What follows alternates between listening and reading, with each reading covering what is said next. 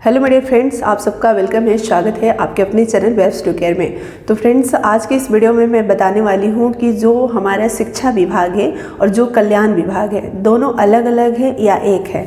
तो क्योंकि आप सभी लोगों का बहुत सारा कमेंट्स आ रहा था कि शिक्षा विभाग के लिए अलग फॉर्म भरना होता है मैम, शिक्षा विभाग अलग है, कल्याण विभाग अलग है, दोनों में अलग अलग क्वालिफिकेशन है, क्या दोनों का मेरिट अलग अलग बनता है, बहुत सारे ऐसे क्वेश्चन। तो मुझे लगा इस पर एक छोटा सा वीडियो ही बना दूँ ताकि आप सभी लोगों के इससे रिलेटेड जो भी डाउट्स है वो क्लियर हो जाए। जिनको पता है उनको तो पता है ही, जिनको नहीं पता है, क्योंकि स्टार्टिंग में मुझे भी ऐसे ही लगता था कि दोनों का फॉर्म अलग अलग फिलअप होगा, दोनों का एग्ज़ाम अलग अलग होगा, दोनों का मेरिट अलग अलग बनेगा। मतलब किस बेसिस पर इस विभाग में, कल्याण विभाग में जाते हैं लोग और किस बेसिस पर कल्याण विभाग में, किस बेसिस पर आपका जो शिक्षा विभाग है इसमें जाते हैं। ठीक है, तो मैं आपको बताना चाहूँगी। देखिए फ्रेंड्स, सबसे पहले मैं बताना चाहूँगी कि ST/SC वेलफेयर डिपार्टमेंट और BC/EBC वेलफेयर डिपार्टमेंट, ये दोनों अलग अलग है। दोनों कल्याण विभाग ही है, लेकिन एक OBC/EBC के जो स्टूडेंट होते हैं उनके लिए है और एक ST/SC के जो बच्चे होते हैं उनके लिए है।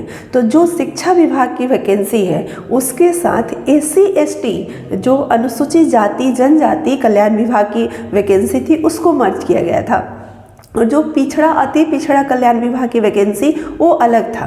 तो हमें यहाँ पर बात करना है अनुसूचित जाति जनजाति कल्याण विभाग और शिक्षा विभाग का, क्योंकि मेरा जो सिलेक्शन हुआ है अनुसूचित जाति जनजाति कल्याण विभाग में हुआ है, क्योंकि शिक्षा विभाग का जो वैकेंसी था वो इसमें मर्ज था और इसके लिए एक ही फॉर्म अप्लाई होता है। जो अनुसूचित जाति जनजाति कल्याण विभाग ST/SC वेलफेयर डिपार्टमेंट और एजुकेशन डिपार्टमेंट, दोनों को वैकेंसी को मर्ज कर दिया गया था और दोनों की वैकेंसी को जब मर्ज किया गया था तो दोनों के लिए अलग अलग फॉर्म फिलअप नहीं हुआ था और आगे भी जो वैकेंसी आ रही है उसमें भी अलग अलग फॉर्म फिलअप नहीं होगा, एक ही फॉर्म फिलअप होगा। आप BPSC के साइट पर एक फॉर्म फिलअप करते हो, वहाँ पर आपको कुछ चूज नहीं करना होता है। पिछली बार तो लास्ट में हम लोगों से चूज भी करवाया गया था, तो बहुत सारे बच्चे चूज किए थे, बहुत सारे नहीं किए थे, लेकिन बाद में ये हुआ कि जो नहीं भी चूज किए थे उनका भी रिजल्ट वेलफेयर डिपार्टमेंट में दे दिया गया। ठीक है, क्योंकि बाद में उसके लिए नोटिस निकला था कि आप चूज करते हो नहीं करते हो उससे कोई मतलब नहीं है, क्योंकि दोनों का वैकेंसी मर्ज था तो मेरिट के बेस पर वो डिपार्टमेंट अलॉट कर दिया गया था। तो यहाँ पर क्या होगा कि दोनों डिपार्टमेंट का वैकेंसी मर्ज होगा, इस बार भी वैसे ही होगा।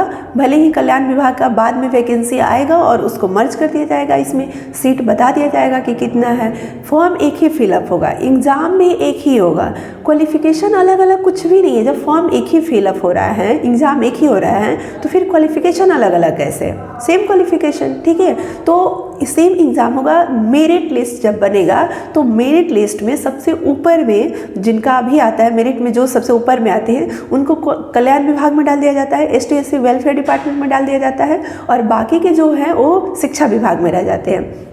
कल्याण विभाग में सीट बहुत कम होता है, जिससे पिछली बार ही 1401 वैकेंसी आया था ST/SC वेलफेयर डिपार्टमेंट में, जिसमें से लगभग 700 सेलेक्ट हुए थे। ठीक है, और बाकी सीटें जो है वो खाली रह गई थी। तो यहाँ पर क्या है कि जो ST/SC वेलफेयर डिपार्टमेंट है इसका सप्लीमेंट्री रिजल्ट नहीं आया, क्योंकि शिक्षा विभाग का नहीं आया। दोनों का एक साथ अगर आता तो दोनों में आता, तो यहाँ पर जो वैकेंसी आ रही है तो दोनों की होगी, यानी ST/SC वेलफेयर की भी सीटें खाली रह गई है तो उसका भी सीट ऐड किया जाएगा। आप लोग आगे देखेंगे इसके बारे में, तो आगे आप सभी लोगों को जो नोटिस मिलेगा उसके अकॉर्डिंग देखेंगे।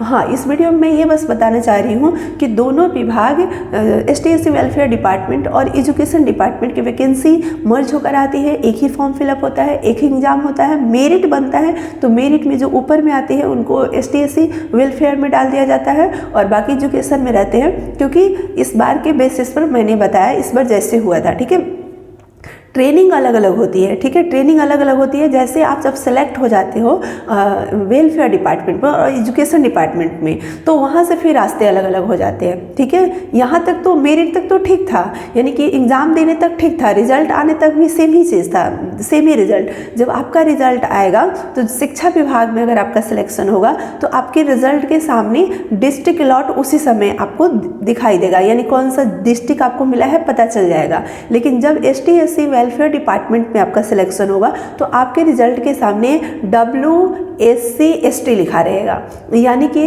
Welfare department SC/ST welfare department में आपका सिलेक्शन हुआ है तो उस समय आपको डिस्ट्रिक्ट पता नहीं चलेगा, तो आपको परेशान होने की ज़रूरत नहीं है। ठीक है, डिस्ट्रिक्ट बाद में पता चलता है, जब ज्वाइनिंग लेटर मिलता है तब चलता है। ठीक है, जब आपको मिल जाएगा रिजल्ट, यानी रिजल्ट आपका आ जाएगा, तो फिर आपका काउंसलिंग होगा। अब काउंसलिंग के लिए आपका जो कल्याण विभाग का साइट है वहाँ पर नोटिफिकेशन देखना होगा, वहाँ पर नोटिफिकेशन आता है, उसके अकॉर्डिंग पटना में ही इसका काउंसलिंग होता है, कहीं और नहीं। पटना में ही काउंसलिंग होगा और पटना में ही इसका ट्रेनिंग होगा, यानी इसका ट्रेनिंग भी कंडक्ट होता है पटना में ही। ट्रेनिंग काफ़ी स्ट्रॉन्ग होता है, अच्छा होता है, सभी सुविधाएं प्रोवाइड की जाती है, सारी फैसिलिटी मिलती है।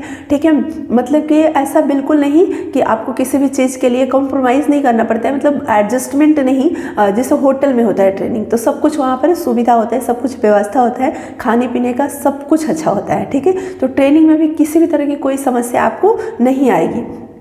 थोड़ा जो इसका ट्रेनिंग होता है टाइट होता है, आप समझ रहे हैं, सुबह से लेकर के मतलब शाम तक पूरा रूटीन होता है, आप बहुत ही व्यस्त रहोगे, आप बिजी रहोगे, आपको बिल्कुल चैन नहीं मिलेगा। ठीक है, तो लेकिन बहुत सारी चीज़ें सीखने को मिलती हैं, तो ये मुझे अच्छा लगा कि ट्रेनिंग में बहुत सारी चीज़ें सीखने को मिली। ठीक है, और उसके बाद ताकि जब आप सीख करके ट्रेनिंग ले करके जब आप आएंगे तो आपको काम करने में परेशानी नहीं होगी, हर चीज़ की आपके पास जानकारी होगी, तो आप आराम से काम करेंगे। ठीक है, हाँ, अब वो वहाँ थ्योरेटिकल हो गया, स्कूल में आते हैं तो उसको प्रैक्टिकली करना पड़ता है, तो थोड़ी सी चीज़ें होगी, लेकिन उतनी परेशानी नहीं होगी। विदाउट ट्रेनिंग जो आएंगे उनको थोड़ा सा परेशानी हो सकता है, क्योंकि इस विभाग के बारे में आपको जानना होगा। इस विभाग के बारे में अलग से 3 दिन की ट्रेनिंग दी गई थी, तो आप लोगों को भी शायद ऐसे दी जाएगी ट्रेनिंग, ऑब्वियसली दी जाएगी। ठीक है, तो इस तरह से ट्रेनिंग के बाद फिर आपको मिलता है ज्वाइनिंग लेटर। ज्वाइनिंग लेटर में आपको पता चलता है, पदस्थापन पत्र एक मिलता है, उसमें पता चलता है कि आपको कौन सा डिस्ट्रिक्ट मिला है, और उस डिस्ट्रिक्ट में आपको स्कूल, फिर उसमें लिखा हुआ रहेगा कौन सा स्कूल आपको मिला है। जैसे मेरे को सिवान डिस्ट्रिक्ट मिला, तो यहाँ पर एक ही स्कूल है ST/SC वेलफेयर डिपार्टमेंट का, तो मुझे पता था कि ये स्कूल है, क्योंकि यहाँ पर एक ही स्कूल है। तो इस तरह से, लेकिन इसका जो भी स्कूल है आपको ज़्यादातर टाउन सिटी में ही देखने को मिलेगा। ठीक है, कुछ ऐसे डिस्ट्रिक्ट है जहां पर आपको थोड़ा सा आउटर में स्कूल देखने को मिल सकता है, जो न्यू स्कूल बन रहे हैं तो थोड़ा आउटर में ही होंगे, सिटी में तो स्पेस होगा नहीं इतना बड़े स्कूल के लिए, तो आउटर होते हैं। लेकिन हाँ, मेरे कहने का मतलब कि शहर में ही मिलते हैं, मतलब मैक्सिमम स्कूल इसके शहर में ही है। ठीक है, तो ये चीज़ें हैं, और बाकी इसका कोई अलग से क्वालिफिकेशन नहीं मांगा जाता है, कोई अलग से फॉर्म फिलअप नहीं होता है, कोई अलग से इसका रिजल्ट नहीं आता है, एक ही आता है। रिजल्ट आने के बाद की जो प्रोसेस है वो अलग से होता है, ट्रेनिंग आपका इसका अलग होगा, इसमें फैसिलिटी अलग होगा, इसमें सारी चीज़ें अलग होगी, इसका अब अलग ही एक ढंग होगा। यहाँ पर ज्वाइनिंग लेटर में आपको डिस्ट्रिक्ट पता चलता है, वहाँ पर पहले ही पता चल जाता है, तो दोनों में कुछ कुछ चीज़ें आगे चल करके डिफरेंट होती है। फैसिलिटी के मामले में वेलफेयर डिपार्टमेंट में आपको बहुत सारी सुविधाएं मिलती हैं, आपको क्वार्टर भी प्रोवाइड किया जाता है स्कूल में, मैक्सिमम स्कूल में क्वार्टर है, कहीं कहीं पर नहीं भी है तो बाहर भी रहना पड़ता है। इसमें नाइट ड्यूटी करनी होती है, नाइट ड्यूटी भी लगती है। अगर आप गर्ल्स है तो बॉयज़ अगर मिल रहा है तो नहीं आपको नाइट ड्यूटी लगेगी, लेकिन आप अगर बॉयज़ है और बॉयज़ आपको स्कूल अलॉट होता है तो फिर वहाँ पर नाइट ड्यूटी आपको करनी होगी। इसी प्रकार से गर्ल्स के साथ भी है। ठीक है, तो मेरा गर्ल्स स्कूल है तो इसलिए हम लोगों को नाइट ड्यूटी भी करनी होती है, रात में वहाँ पर रहना होता है। और जिनका उसके कैंपस के ही अंदर जो रह रहे हैं, मतलब जिनको कैंपस मिल गया है, कैंपस के अंदर ही फ्लैट मिल गया है, तो फिर उनको ऐसा नहीं कि अलग से जाकर वहाँ सोना है, आप तो कैंपस के अंदर ऑलरेडी है ही मौजूद। ठीक है, तो यहाँ पर ये चीज़ है कि थोड़ा आवासीय विद्यालय है तो एक्स्ट्रा रिस्पॉन्सिबिलिटी है।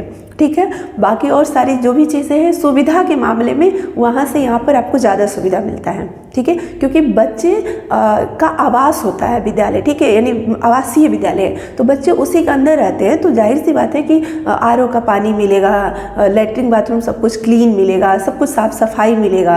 क्योंकि थोड़ा सा इस विभाग में एक्स्ट्रा रिस्पॉन्सिबिलिटी आपको बस लेना पड़ेगा और एक्स्ट्रा आपको सुविधाएँ भी मिलती है, ये चीज़ें हैं। तो आप सभी लोग आई होप कि अब जो भी क्वेश्चंस होंगे वो क्लियर होंगे, तो अब इसको लेकर क्वेश्चन नहीं करेंगे। ठीक है, इस वीडियो को आप शेयर कर दीजिए, क्योंकि आप लोग अगर देख लेते हैं तो आप लोगों को जानकारी मिल जाती है, लेकिन और भी फिर लोगों को जानकारी नहीं मिल पाती है तो फिर वो मैसेज करती है। और मैं यही कोशिश करती हूँ कि जो भी है मैसेज उसका रिप्लाई करूँ, लेकिन टाइम बहुत कम मिलता है। स्कूल में जब आप ज्वाइन करेंगे, आपका सिलेक्शन होगा, तो फिर आप खुद ही देखेंगे कि कितना बिजी शेड्यूल इस विभाग में है। 4:30 बजे स्कूल का छुट्टी होता है, लेकिन आज तक कभी भी 4:30 बजे स्कूल से बाहर हम नहीं निकले हैं। 5, 5:30, 6 भी बज जाता है घर आते आते, ठीक है। तो इस तरह का शेड्यूल है, इसलिए हो सकता है कि कोई कमेंट्स का मैं रिप्लाई नहीं कर पाती होंगी, तो उसके लिए आप लोग माफ़ कीजिएगा। और मैं कोशिश करती हूँ कि रिप्लाई करूँ वीडियो के माध्यम से या आपके कमेंट के माध्यम से। आपके जो भी सवाल है उसका मैं रिप्लाई करूँ जहाँ तक मुझे जानकारी है, और जो मुझे जानकारी नहीं है तो वो मैं कैसे रिप्लाई कर सकती हूँ, कुछ भी तो नहीं बता सकती हूँ, ठीक है। तो ये मैं कोशिश करती हूँ। आई होप कि ये डाउट क्लियर हो गए होंगे आप सभी लोगों के। तो इस वीडियो को ज़्यादा से ज़्यादा आप शेयर कर दीजिएगा, ताकि जो भी इस भर्ती में TRE 3rd में जो फॉर्म फिलअप कर रहे हैं उनको इस बात की जानकारी हो, दोनों विभाग के बारे में। जैसे मुझे बिल्कुल पहले जानकारी नहीं थी, तो वैसे बहुत सारे लोग होंगे जिनको नहीं पता होगा, तो आप शेयर कर दीजिएगा। अगर वीडियो पसंद आई होगी तो लाइक शेयर भी कर दीजिएगा, लाइक भी कर दीजिएगा। और आप चैनल को सब्सक्राइब कर लीजिएगा अगर नए हैं चैनल को, अगर आप सब्सक्राइब नहीं किए हैं तो इस वीडियो में इतना ही रखते हैं। फिर कोई नई इन्फॉर्मेशन के साथ नई वीडियो में मिलते हैं। Thank you so much friends.